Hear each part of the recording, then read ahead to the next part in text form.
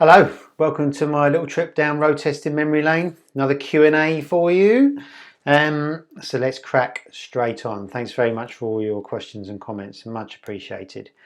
So the first one is from Jonathan Mackey 4884. Thanks for your question. Finally thought of a question for you. Thank you. I see a lot of spy shots articles in the motorcycle press. Now, call me a cynic, but I am a bit dubious that some random member of the public hanging around a petrol station in Lincolnshire is clued in enough to spot an unreleased bike fueling up and take a bunch of shots that just happen to show all the necessary details to provide the info for an article about the new model to be written. What do you say, sir? Am I just cynical, or is there some marketing spin going on there? Love your work, by the way. In case this seems like I'm having a go. No, not at all. Thanks very much. Well, yes, spy shots are definitely a thing. You know, when I joined MCN, and we had a lot of staff, and we had a lot of staff photographers. We used to send some of our staff photographers out to take spy shots. So generally the easy ones were the European manufacturers. So it was very difficult to get spy shots from Japan for obvious reasons. But we used to get a fair amount of Ducati spy shots and Triumph spy shots. So with Ducati, when we had kind of a sniff of a new model, we would send one of our photographers out to the factory in Bologna. And I remember a story one time hearing this guy, Mark Manning, Weeble, we used to call him, hid in a wheelie bin outside the Ducati factory, and actually got some good spy shots of bikes coming out of the factory. Shooting fish in a barrel, really, that, isn't it? And also with Triumph, we used to take spy shots of Triumph, which kind of caused a really bad relationship with them for a long time.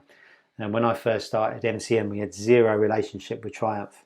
We couldn't get press bikes, we weren't allowed on launches, we had to buy our own test bikes, we had to buy freelance reviews in for launches.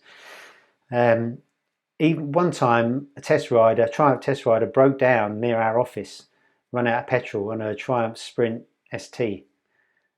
And God, that's just, it's on a plate for you, isn't it? So yes, spy shots are a thing. Nowadays, manufacturers are really, they do a lot of their testing behind closed doors, as they always have, really. They don't really go out onto the open road. There's testing facilities in Spain and in Italy, all over the show, really. They do it behind closed doors, so it's very difficult to get snaps. Sometimes there are freelance kind of spy photographers that we use. There's people that kind of camp out near these European factories and test facilities and get genuine spy shots. When that happens and we get hold of them, we kind of go to the manufacturer and say, look, we've got these. What do you think? What are you going to say? Sometimes they help us with some details, sometimes they don't, and we've got to kind of make a guess. And more recent times, we live in a very heavily PR controlled world now. Completely different to when I first started. It is all about PR. And one of the things as a journalist is you're always fighting against the PR. You don't want to follow their story. You know, when you go to a launch, they feed you really what they want you to say. You've got to ignore all of that and make your own mind up about what a bike's like or whatever.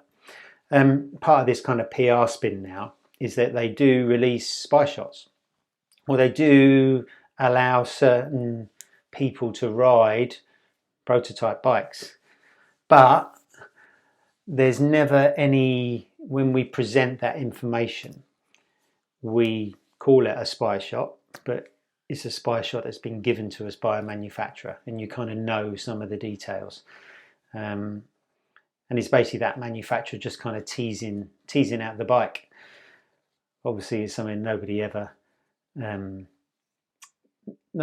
kind of admits to, except for when a manufacturer's given a prototype bike to a person to review in all its kind of camouflage colours and all the rest of it. And it's obvious that's comes from a manufacturer, doesn't it? But you know, those old shots you see of bikes in petrol stations and stuff like that, they are real. It doesn't happen so much nowadays, but yeah, they're definitely real. But manufacturers and PR companies just try and keep everything under wraps, obviously, until bikes it's time for a bike to be launched. But really good question. Thank you very much. Next, Jeff Lambert 8603. Thanks for the question.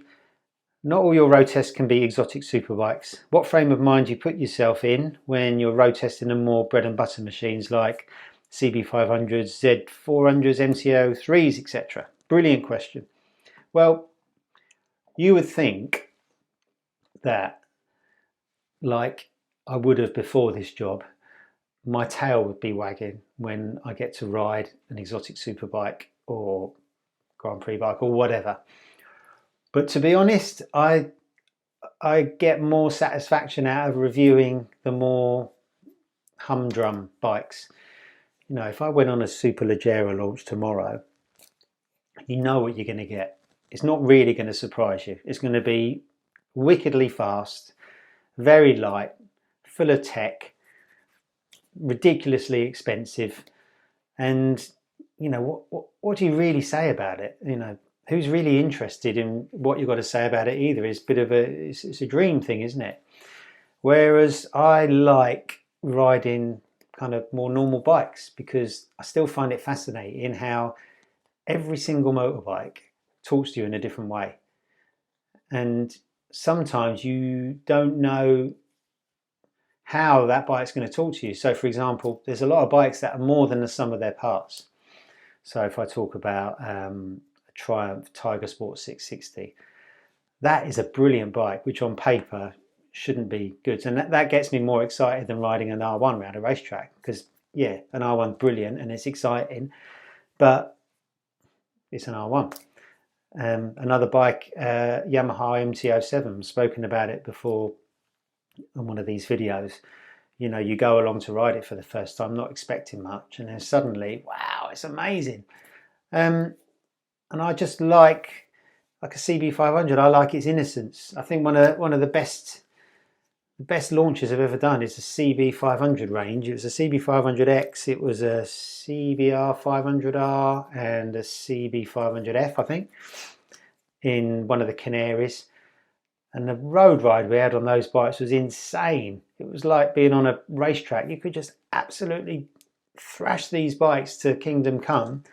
You're not going too fast, but you're getting all the sensations you would be off an R1, you know, braking forces, cornering, and fun. You know, you don't smile on an exotic superbike launch. It's all a bit serious and a bit fraught. Whereas I had a brilliant ride on those CBs with Simon Hargreaves and one of the Honda test riders. We were just off, and it was brilliant. So I really love riding the variety of bikes. I think if I only rode sports bikes, I don't think I could have stayed doing this for as long as I have, because there's no variety there. You know, I love riding scooters, I love riding Harleys, I love riding touring bikes, and I love riding super bikes and racing bikes. It's just great that there's so much variety out there, and there's more variety than ever. You know, nowadays there's so many good bikes in so many different classes. You know, we're really spoiled for choice, and so you know, I don't turn my nose up or kind of dread any road tests. I love them all. But thanks very much for your question. Next one from Dion Lombard 2011. Thanks very much for your question. Another great video, thanks. I've only ever owned a 1200 GS, my first bike as well. So while back you talked about bikes with the best front end, so what do you make of the GS's front end? No one else ever copied it. I get the front doesn't dive and it gets mentioned a lot, but basically what might I be missing out on as far as feel and handling goes? Like, what is the disadvantage? I've ridden them off-road a lot, and I've heard that they're a conventional fork can give better handling. This is about all I know. Just wondering why, if it's so great, was it never copied? Or is it because the flat cylinders allow the space on top and any other design won't quite allow it. Love your videos. On second thoughts, the Goldwing obviously has the same suspension in the K1600, which isn't a boxer engine. Thanks very much for your question. Brilliant question about funny front ends. So most bikes have got forks, telescopic forks, haven't really changed over the years. You know, they can be electronically damped now, and you know, fancy preload and all that kind of stuff, but they're basically the same. The BMW's got a funny front end, a telelever front end. So one of the disadvantages with forks is that when you brake, you use up the travel of the suspension and there's none left to act as suspension. But it's evolved, forks have evolved so well that they manage to deal with both more or less. But the advantage of a funny front end is that the suspension separates the braking forces from the suspension forces. So on a GS, you can brake as hard as you want, and obviously there's weight transfer squashing the front shock down, but only lightly, and then the front shock has got loads of travel left to do its job and be suspension. It doesn't have to deal with the braking force. The reason it works so well on big heavy bikes like yours and the K1600 and the Goldwing is because they're so heavy and there is a lot of weight transfer when you brake that forks wouldn't necessarily be able to handle. The other advantage of a funny front end is they steer really well because the suspension isn't, they steer really well on the brakes, they turn in really well and they change direction really well because the suspension isn't having to deal with the braking forces. I've ridden a few funny front end race bikes, Bimotors, Viruses. I actually rode a Virus Moto 2 bike at Misano back in 2010 or 11, and it was incredible. The way it turned in, the way it changed direction, it was just amazing. But here's the disadvantage: at the limit, you can't really feel what's going on because there's too many layers of kind of mechanical complication between the tyre and your handlebars.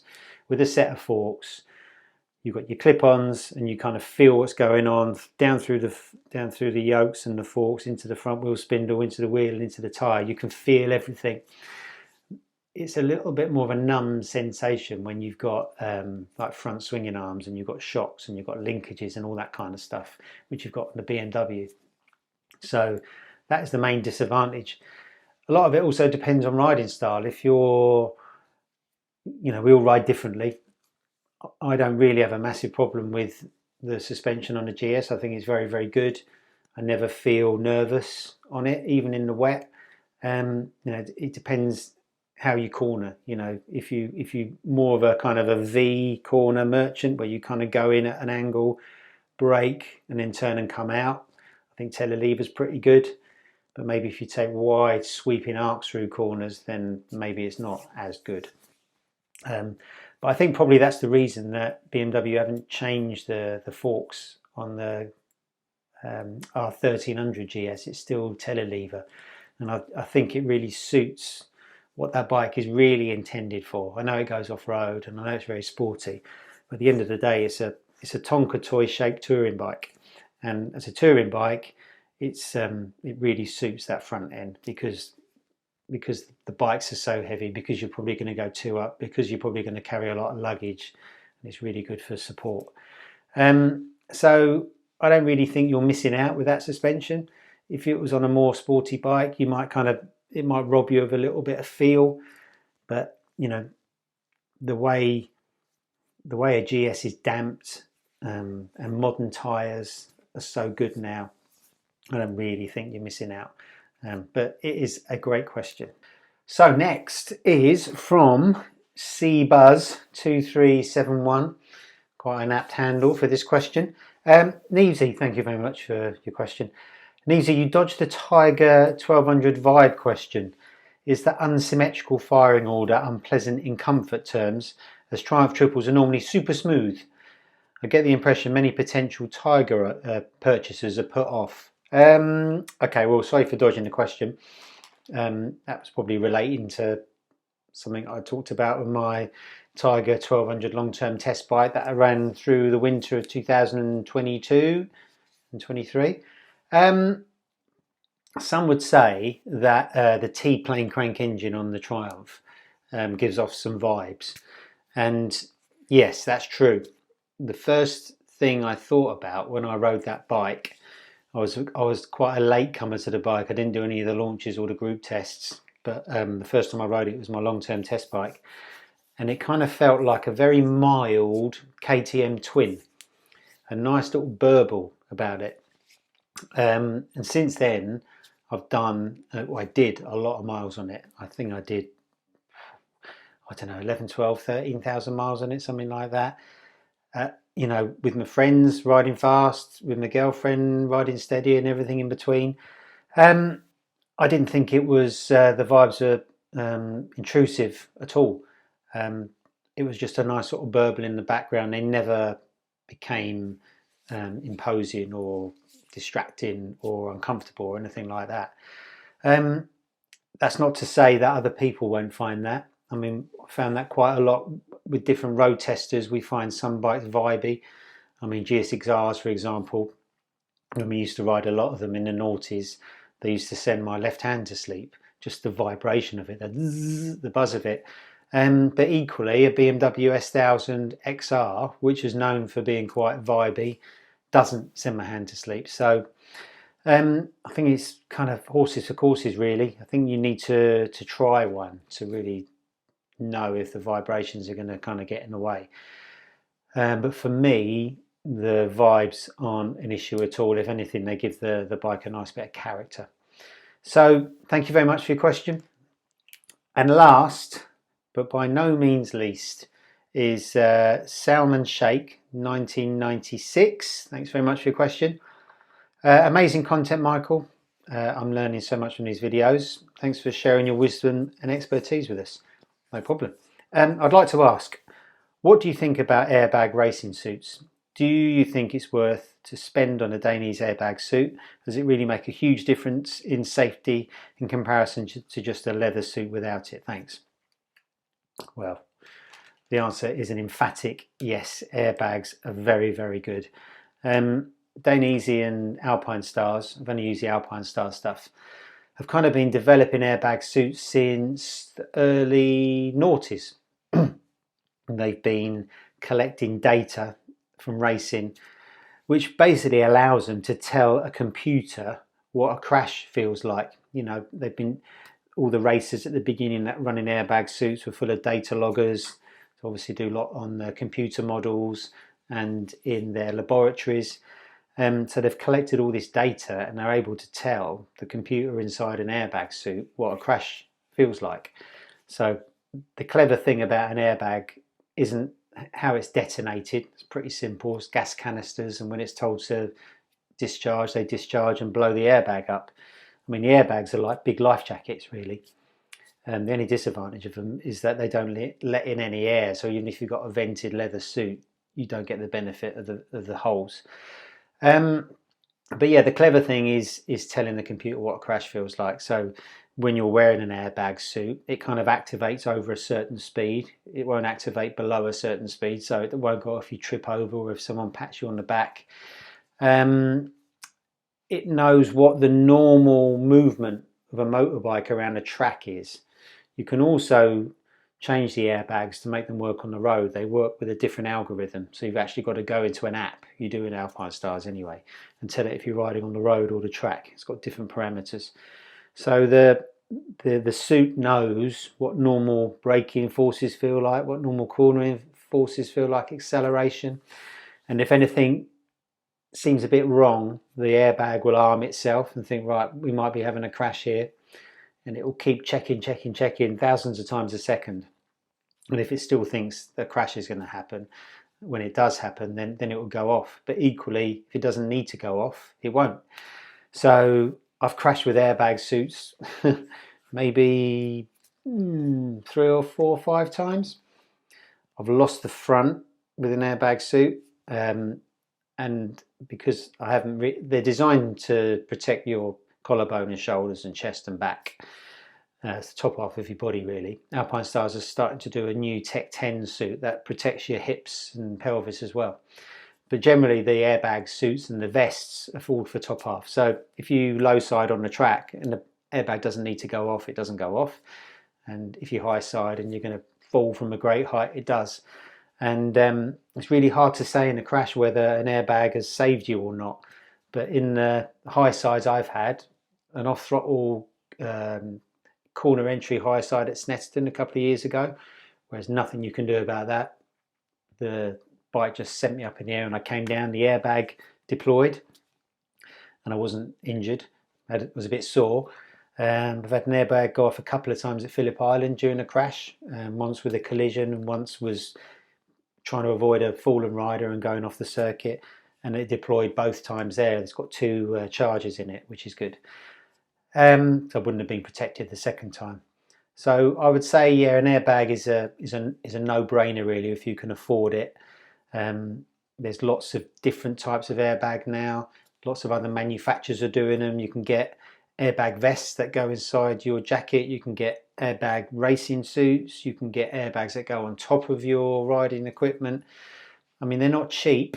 They're hundreds and hundreds of pounds, sometimes over 1,000. But if you can afford it, it's definitely worth it. That's not to say that wearing leathers with body armour and all the rest of it isn't protective, because we've done that for years and years and years, and they are.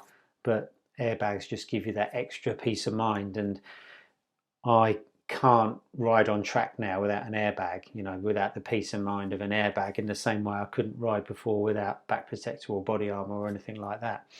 So yeah, if you can get one, go for it. But that's it for this time's Q&A.